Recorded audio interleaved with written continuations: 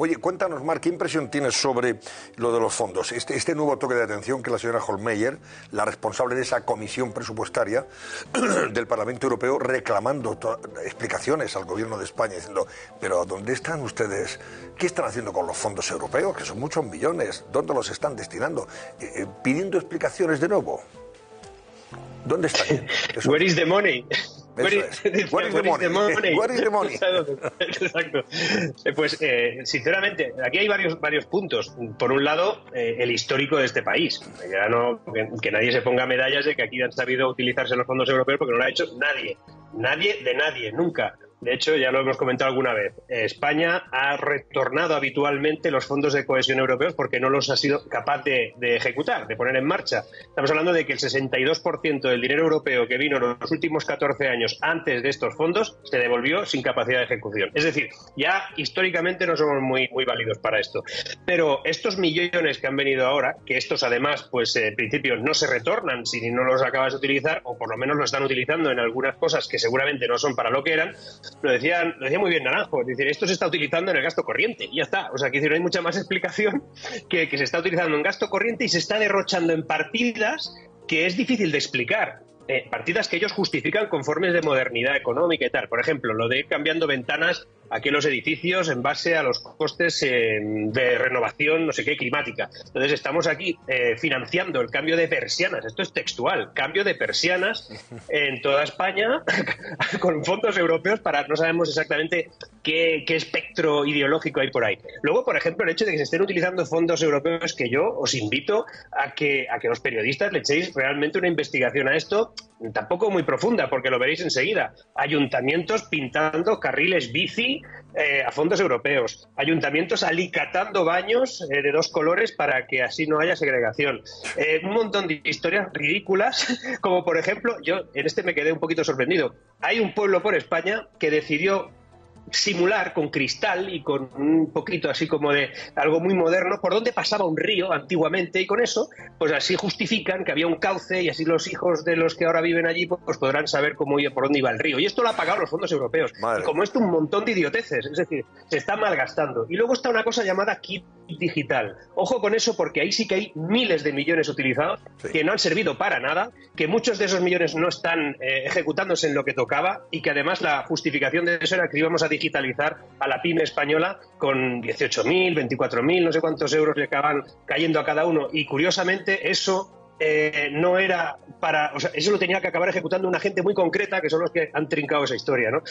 Al final es una mala gestión, una mala estrategia, un país que no estaba preparado para esto, sinceramente no estaba preparado, no tiene capacidad de management de lo que sería gestionar unos fondos a ese nivel y con esa velocidad que se le instala, y sobre todo aquí lo peor es que hay una gente que saca pecho de no sabemos qué con respecto a que ahora vamos a modernizar no sé cuánto, cuando se están gastando el dinero especialmente en gasto corriente. Claro, y luego paralelamente se está anunciando, no sé si se detrae de esos fondos, todas estas partidas de millones y más millones, miles de millones que el señor Sánchez ha sacado para comprar viviendas, hacer viviendas de protección oficial, hacer viviendas para el alquiler social, estos millones ahora para la agricultura, la ganadería, etcétera, etcétera. ¿Cuánto llevamos ya de promesas electorales? Gracias precisamente a esas elecciones, porque hasta ahora, oye, después de 4 años, aquí no se había levantado, como yo digo, ni una caseta de peón caminero, y de pronto descubrimos, oye, que tenemos un problema con la vivienda, ¿eh? Claro, con una cita electoral a la vuelta de la esquina hay que inventarse algo, ¿no? Lo descubren todo ahora, y todos descubren que tenemos problemas con la gestión hidrológica, descubren que tenemos problemas con la vivienda, lo descubren todo ahora, en los últimos días lo han descubierto todo, y eso me sorprende que todo esto venga en base a que cada vez que se les ocurre que hay un problema, pues simplemente pues tiramos, es decir, se promete algo y tendremos el dinero, y el dinero no está. Es decir, ni los fondos europeos son para esto, ni los van a poder utilizar en gran medida con esto. Otra cosa es que ahora estén usándose, utilizándose y luego se tengan que justificar, y por eso preguntan where is the money, y tarde o temprano tendrán que decir where is the money. O sea, algún día lo tendrán que decir. Ahora mismo, el prometer por prometer sin decir en qué vas a recortar es para parar la historia. Es decir, a mí cuando me sale el presidente o me sale cualquier otro político asegurando que piensa hacer más cosas con respecto a lo que hay, pero no me dice de dónde va a recortar, lo único que temo es que me van a subir los impuestos. O sea, no hay otra. O sea, esto es vasos comunicantes, es un ecualizador que si tú coges más de aquí, podrás poner allí, pero si no coges de aquí, no vas a poder poner más. Y es o deuda, y la deuda son impuestos en diferido, que aquí la gente se piensa que nos podemos endeudar para siempre, o constantemente. Son impuestos en diferido, son recortes a medio plazo, porque recordemos que la tercera partida más importante en este país en los presupuestos son los intereses de deuda, que siguen aumentando. Y es más, si cada vez que se le ocurre algo al candidato de turno de que lo va a hacer en base a deuda, pues ya sabemos que son impuestos. Y si se le ocurre meter la mano en otras partidas, por ejemplo europeas, tarde o temprano alguien nos va a decir, devuélvame el dinero que lo he utilizado mal. Estoy seguro. O vamos, a menos que Europa sea, pues eso, un circo, que hasta ahora lo ha sido, pero imaginemos que algún día se ponen las pilas y empiezan a justificar qué ha pasado con el dinero europeo.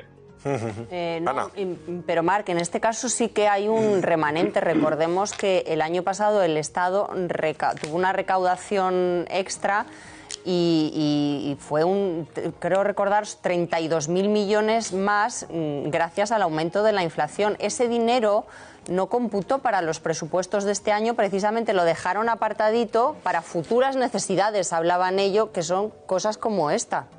Claro, no fue un dinero incluido. En los presupuestos solo se incluyó la bonificación al transporte, al cercanías, a media distancia y demás, pero las demás ayudas quedaron fuera.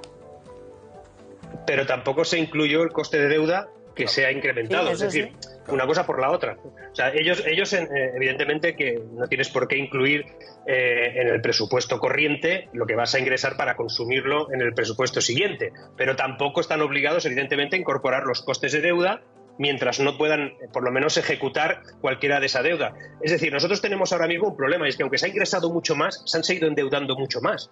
A veces uno se pregunta y dice, bueno, pero ¿esto qué es? ¿No? ¿Qué locura es esta de que tengas más ingresos que nunca, más dinero europeo que nunca en el menor periodo posible y tú sigas aumentando la deuda más que nunca? Esto en una familia es muy fácil de entender. Tú no puedes ser que llegues a casa y le digas a tu esposa que sepas que ahora nos vamos a comprar 2 coches y al día siguiente que sepas que hoy nos vamos a comprar una casa en la playa, que sepas que nos vamos a comprar 3 bicicletas, otro día que te viene de ahí, hoy nos vamos a ir a cenar todos al restaurante más caro de Madrid. Bueno, al final tu esposa, tus hijos, tu familia te dicen, a ver, ¿tú el dinero dónde lo sacas? Porque esto, no, de deuda. Pues eso es así, por lo que una de dos, o recortas o te endeudas. Y ya digo, la deuda es una mala compañera, ¿eh? No, y sobre todo lo que tú dices, Mar, al final la tercera parte de los presupuestos se van en pagar los intereses de ese dinero que nos prestan. Ese dinero tiene unos intereses y solo para pagar los intereses tenemos que destinar una tercera parte y a lo mejor no se amortiza ni siquiera el capital que nos están prestando. Solamente con los intereses se lleva prácticamente esa tercera parte, ¿no?, de los presupuestos. Claro, o sea, es la tercera partida, no la tercera parte, pero es la tercera partida más importante. Sí. Pero y esto es interesante, porque a veces pensamos que la deuda es algo abstracto, bueno, y que nunca se va a devolver, y de hecho hay quien asegura que la deuda puede ser infinita y que no hay por qué devolverla. O sea, hay políticos sentados en el Consejo de Ministros que consideran que es así. En Grecia, y mira cómo le fue. Claro, en Grecia, por ejemplo. Exacto, que decía que no la iba a devolver, y mira si devolvió. Vamos, y la devuelves. Pero en todo caso el problema no es tanto el montante de la deuda, que en algún momento pues tendremos que ir reduciendo, sino el hecho de que si no la reduces, tú te vas quedando sin liquidez para otras cosas. Es decir, los intereses sí que se tienen que retornar, porque si no dejarán de renovarte la deuda. A ti te pueden renovar la deuda si no la devuelves completa, pero si vas pagando el montante que te toca hacer por ejecución de intereses. Entonces, pues te siguen renovando la deuda. Si no hicieras un pago de intereses, no te renovarían la deuda y entonces entrarías en default, en quiebra. Pero ese hecho de que tú vayas incrementando la deuda y vayas incrementando los costes con los intereses y los vayas pagando, lo que hace es que tú tengas menos disponibilidad para invertir en la economía productiva, para estimular la economía, para cambiar el modelo productivo, por ejemplo, para pagar incluso ayudas a quien las necesite. Esto de echarle dinero ahora al sector agrícola porque hay una sequía, yo encantado, ojalá se pueda. Pero volvemos a decir lo mismo, es que llega a casa este señor y dice, hoy vamos a comprar más cosas. Y no sabes de dónde va a sacar el dinero y de dónde lo va a recortar, porque es que es imposible hacerlo todo. Es que no es infinito el dinero, no lo entiendo.